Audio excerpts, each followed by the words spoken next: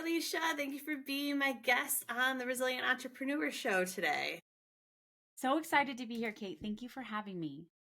And we've had such a great conversation so far. So, you're the founder of the Black Sheep Sales Method and have been an entrepreneur now for 6 years, right? So, tell Oh, us a little bit more about your business.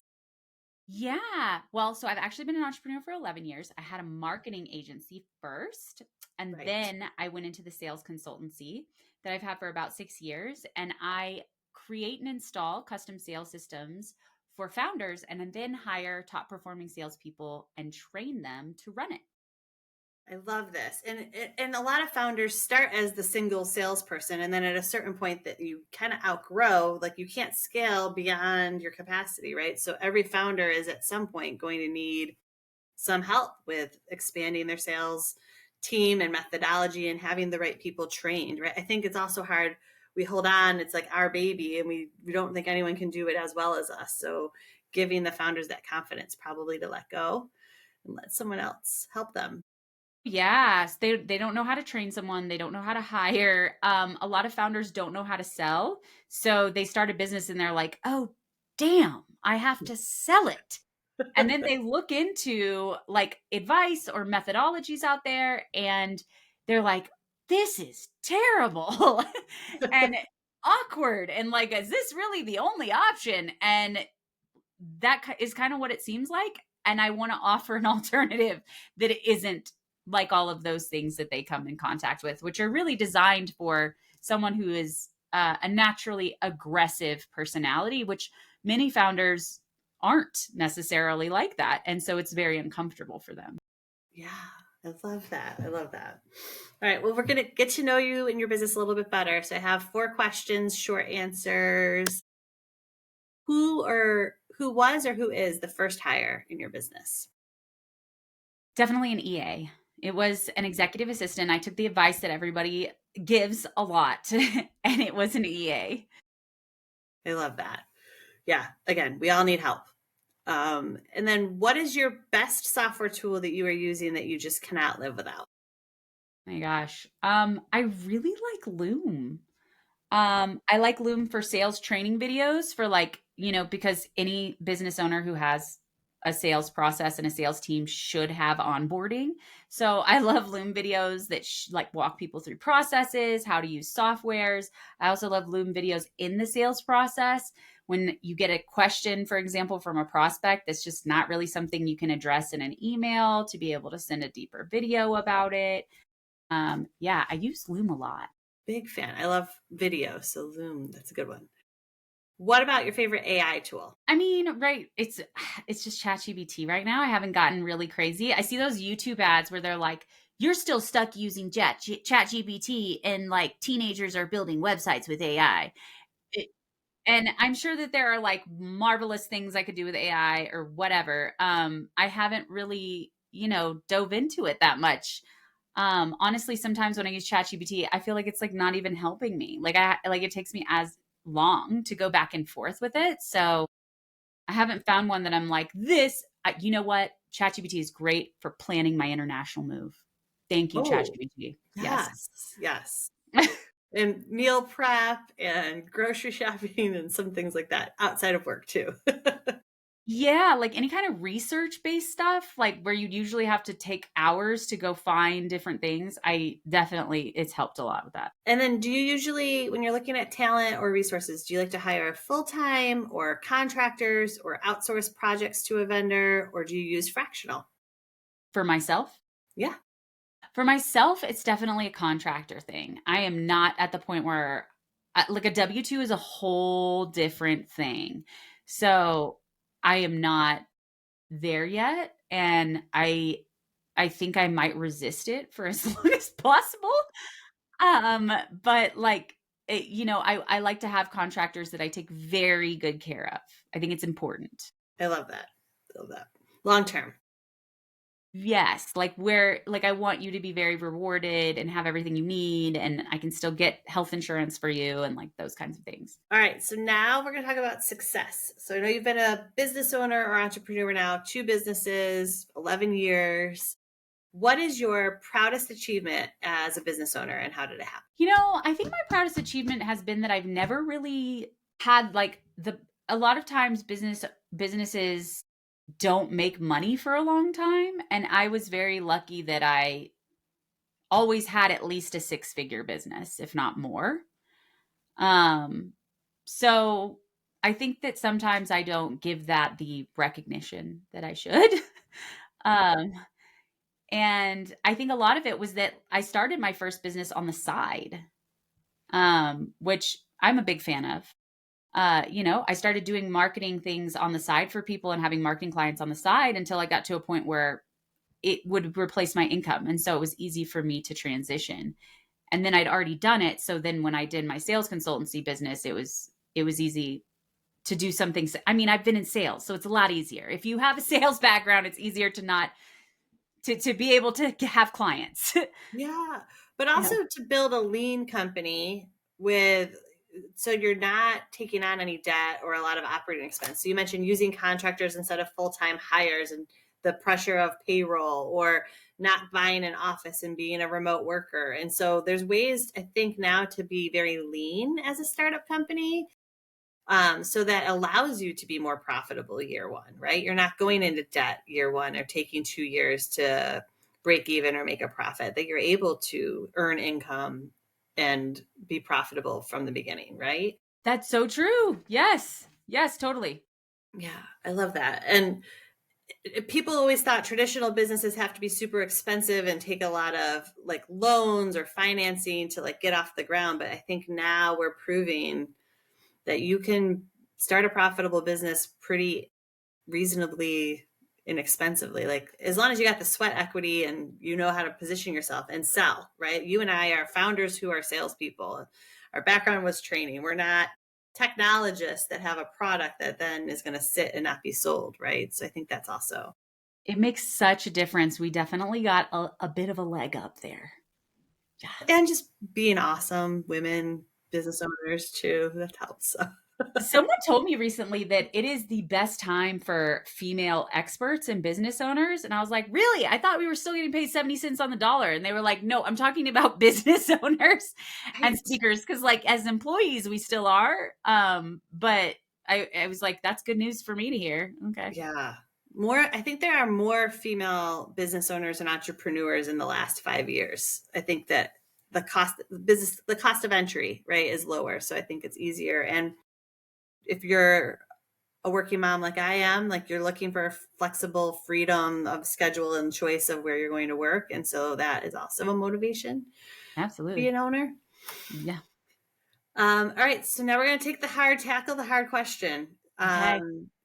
So often all we see on social media is the positives and the achievements and the awards and the success, and people don't see all the hustle and grind and hard work and mistakes and lessons that it took to get to that success. And so if you're willing to share just one, you don't have to share all of your dirty laundry, but one mistake or hard lesson or challenge that you had to face in the growth of your business. Well, so I think one of the things that all of us face and will continue to face, even though we have learned the lesson so many times, is taking on clients who are not a fit. So there is some money is better than no money, and it's not. And you can hear that and you can still make that choice and realize that you are going to make less money because of a nightmare client. And then you've got to make that choice like two more times. And then you're like not going to do it until it's like 3 years later and you kind of forgot the pain of it. And so I just did that a couple of weeks ago. I took on a client who was not a fit. It was like a potential money thing, like a pay for performance thing, which can be cool if it's already performing. If I need to build it so that it performs, that's a lot of work where I don't get paid. And I was basically told it was going to be different than it was. And I should have known that it wasn't. And I should have said no. And I didn't. And I ended up spending a lot of time on it that took away my time for working with people that are a fit. And so those lessons are always hard. Like, you feel like, what was I thinking? Why is this so hard for me to get this message and honor my gut instincts? Honestly, it kind of comes down to valuing my worth enough to honor my gut instincts. And I 100% agree that not all business is the right business for you and good business. And your most precious commodity as a business owner, or in general, the most precious commodity is time, and what your time is worth and the value of your time. And sometimes you end up selling yourself short and doing a opportunity or billing for less than what you desire or are worth, doing someone a favor. And usually those are the hardest clients. And then it's even worse and harder to get out of those It clients was that are bad or toxic. Once you've gotten in, it would have been better to say no up front. I don't think that I'm the right person for you. Let me refer you to a different solution provider, partner, or business that would be a better fit, than have to get in and then get out of something that was not working. Yeah, it was really painful to get out of. And it ended up being that like a situation where I was blamed for everything. I was definitely like thrown under the bus. And I think it's always hard when you get blamed for everything. And you're like, but it wasn't. It was so many variables. And the fact that what I was told was very different from what the situation was. And at the end of the day, it's like, why am I even bothering defending myself? Like, it's just energy, and I just need to move on. Like, whatever these people can think, whatever. And you just need to say no in the beginning next time. I think that clarity and the boundaries are things that we all struggle with, and the value in knowing your worth. And then also potentially, I think the other lesson is having good contracts and good out clauses and termination clauses, so that it doesn't become personal or this battle, right? And listening to our guts, right? We need to trust our guts more. Like, you probably saw some initial red flags that were like, I don't know if this is going to work, that you just ignored and then said I yes anyways. absolutely did. And anybody can attest that whenever the situation happens, they knew. Yeah. They knew. And I tried to clarify a few different ways, and I Yeah. should have just said no. Yeah. Yeah, I think we've all been there. And in the beginning, especially like your first couple of years of business, it's hard to say no to potential income and revenue. Yes. Um, Especially if you do have the extra time and bandwidth to give.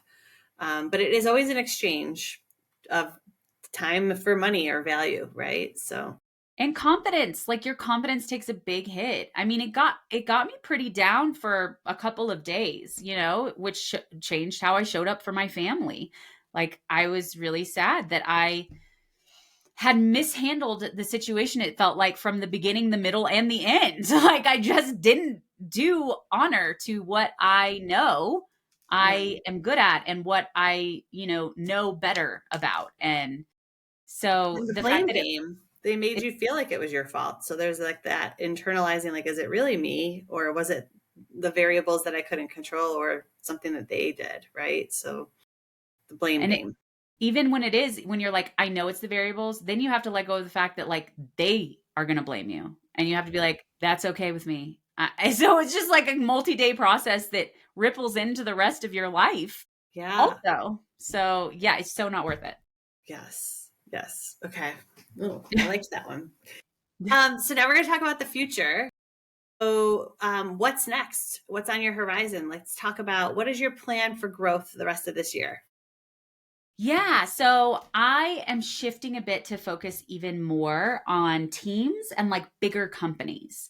So up Mm. to this point, I focused a lot on founders and people that have more online businesses, like remote sales teams. Shifting to bigger companies that are like at, I don't know, at least a couple million a year. And it's very easy to take them from a couple million to like 15 million with a sales team, as opposed to what I've been doing, which is like taking a founder from six figures or multi six figures to even, adding multiple six figures on top of that. That is a much harder lift. And there's a lot more scarcity. And so the reason I did it for so long is that the impact was so rewarding, like to be able to transform someone's life like that and make such an impact at such a vulnerable and critical point in someone's business was really rewarding. So it's a big shift for me, but it's a lot easier to get the result and it's a lot more fun. And Yeah. I'm excited for this shift, and it needs to happen in big business as much as it does for small founder led businesses. Yeah, I agree. I agree. I like that shift. That first million is the hardest, I think. And then you've really proven the right formula, the right service offering, the right product, the right pricing model. It's easier to scale. And also, the founder knows they have to relinquish control and they're going to hire a sales team, or if they already have hired at least one other salesperson, it's easier than like ripping their hands off that, getting them out of the process initially too. So You have been there, Kate. I can I tell. I Yeah. hear you. I see you. I get it.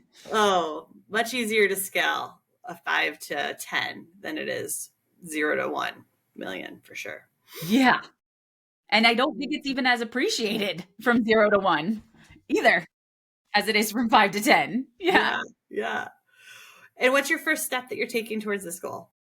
Well, I've created some new offers and I've started shifting my messaging, and I need to update my website. So I have like an entry level offer that's going to be an audit and a workshop to start. So I think that in any business, it helps to have like a smaller entry point because we don't know if somebody sucks yet. We don't know if what you deliver is any good. So having something that shows that it is and also it's a great tester for you as the provider to know, like, is this a situation where I can really make a difference? Right.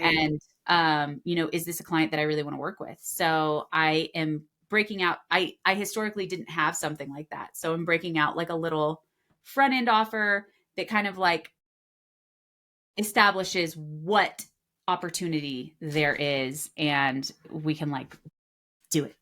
Go I for it. love that. And you're right. It allows both of you to explore, is this going to be the right partnership? You and the new client, is this going to be good for us to work together? It's like the appetizer before the meal and before the dessert. So Yes, I like so many times people go in for like the meal. They're like, "No, I want this $50,000 contract that's going to be 12 months." And then they don't get the sale and they're like, "I don't know why." And it's like, "Well, maybe if you just said like we're going to do this little part." And it's so much easier to retain and upsell a client because there's trust there. Yes. I think that's the huge distinguishing factor, right? Is the trust and the rapport that you can build in that bite-sized chunk in the beginning. Yes. Um, and so do you see any obstacles in your way of achieving your new plan, your new service offering? I think it's just distraction. Like, it's so easy to not stay consistent and focused on one plan because it's never, the beginning is the worst it's going to be, always. You've got to get traction. You have to try different messages. You have to try different strategies. And it can be so easy to be like, this isn't working, and stop. So staying the course for a certain period of time, I'm giving myself 45 days to really hit home this message and see what traction comes from it and then make a decision from there. So I heard something recently that really resonated where it's like, your success lies in you sticking to the plan no matter what fleeting emotions or thoughts come up. That's an amazing quote. I hope we get that. It wasn't Yeah, mine, sticking to but the I plan. Yeah, really and liked it. it's that consistency, right? You have to try something 30 to 60 days before it becomes more of a habit, right? And it's a change of your behavior before you can decide if it is working or not working and evaluate it. And I was just talking to my partner about this of we've got 8 weeks from now until the end of October that we have to focus. And I like the traction word as well, right? But like really focus. That's why it's called the resilient entrepreneur, is it takes that consistency and persistence and grit and grind to like, push through. And ignoring the doubt that inevitably comes up when it's not working at first, because it rarely works at first. Yes. And it's okay. You can like iterate and make it a little bit better and learn and go and grow, right? So I love Yeah. that. And how can I help? Uh, so, I mean, I think this is helpful. This visibility, yeah, having this conversation, just being able to talk to someone who also, I think that a lot of times we get hung up in value, the only way to offer value to be like maybe tips or advice or introductions. And there's so much value in just making somebody feel seen and heard or Mhm. making somebody laugh. And the fact that you're like, I know exactly what you're talking about is really helpful to me. I don't feel crazy and alone. I love that. I think that surrounding yourself with other female founders and entrepreneurs or people that have similar backgrounds, like we've talked in the past, and just knowing that you're, yeah, community, you're not alone. Like, and this is going to work. And if you're having self doubt, like having that person to call that like believes in you more than you believe in yourself in that moment to like do this, try this. I think that's the right move. Like give it 90 days, give it 60 days, try something new. You have opportunities to continue to reinvent yourself. But I love the connection of working with other female founders, right? And meeting other entrepreneurs who have built something, um, and that are willing to share that it's not always roses and pretty and easy and success, right? Like there are struggles. There are struggles. Sometimes we don't share that. That empathy piece I think is so important. So like when I was going through this thing, for example, where I was getting blamed for everything and I made a bad choice, I was talking to a couple of people who were like, okay, but like leave it in the past and focus on the positive and what are you going to do now? And in theory, that sounds really nice. Yes.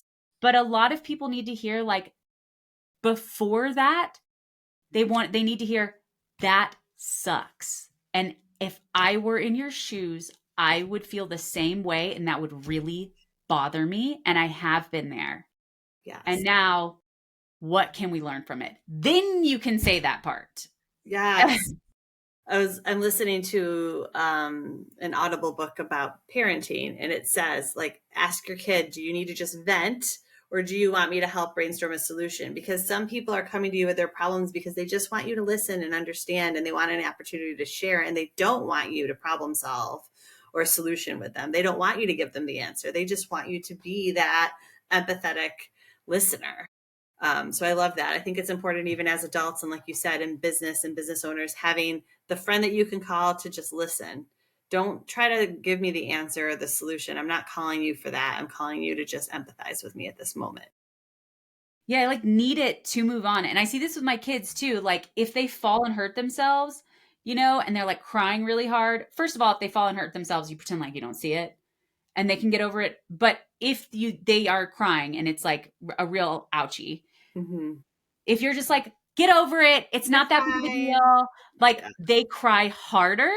right. But if you just are like, ah, that hurts so bad when you hit a corner, and you just like hold them for a second, that empathy makes it go away so much faster. So I really think that everybody needs that moment to be seen and heard, like what you're feeling is valid, and then they can move forward. Like Yeah. it's what allows them the space and freedom to be like, okay, great, I'm not crazy. There's not something wrong with me that bothered me so much.